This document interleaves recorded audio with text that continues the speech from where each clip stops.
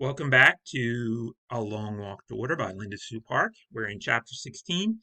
In Nya's part of the story, water has come out, but they're still working on the well and the borehole itself. And in Salva's part, he has reached all the way to New York with his new family.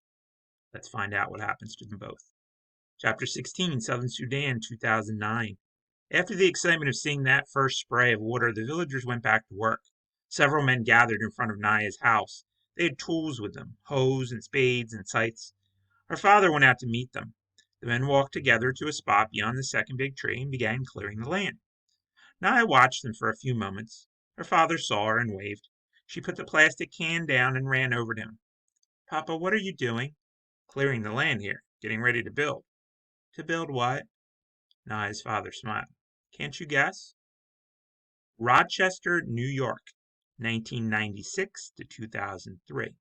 About 7 or 8 years. These are during Salva's 20s. He's in his 20s now, and he spends all of this time in New York. Salva had been in Rochester for nearly a month and still had not seen a single dirt road. Unlike southern Sudan, it seemed that here in America every road was paved.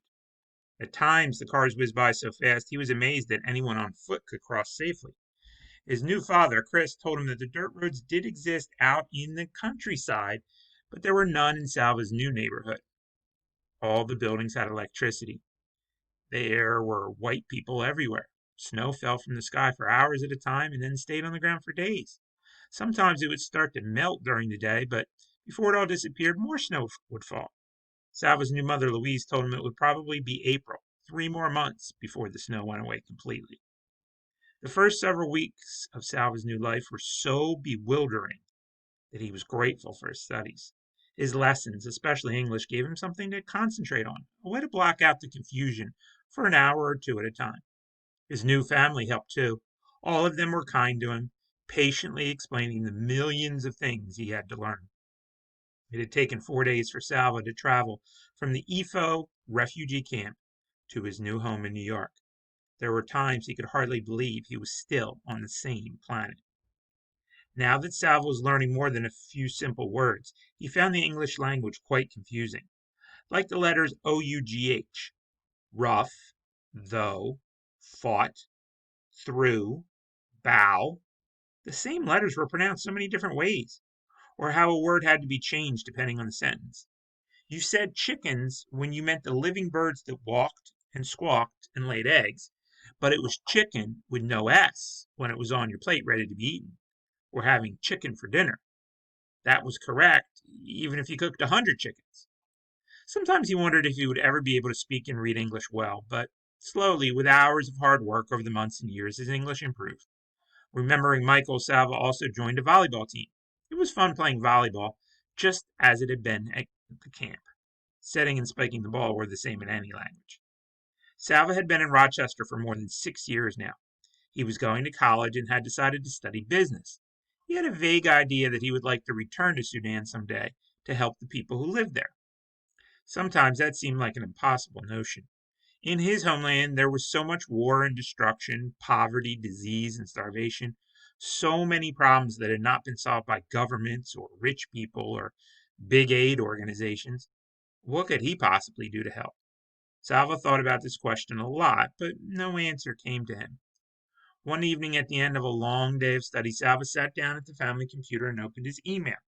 He was surprised to see a message from a cousin of his, someone he barely knew.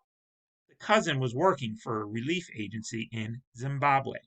Zimbabwe is also a country in Africa. Salva clicked open the message. His eyes read the words, but at first his brain could not comprehend them.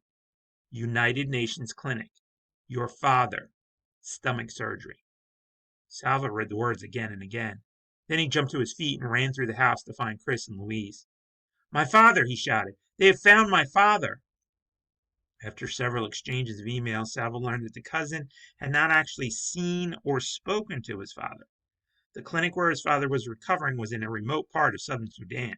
There was no telephone or mail service, no way of communicating with the clinic staff. The staff kept lists of all the patients they treated. These lists were submitted to the United Nations aid agencies.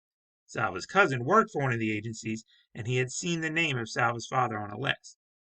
Salva immediately began planning to travel to Sudan, but with the war still raging, it was very difficult to make the arrangements. He had to get permits, fill out dozens of forms, and organize plane flights and car transport in a region where there were no airports or roads.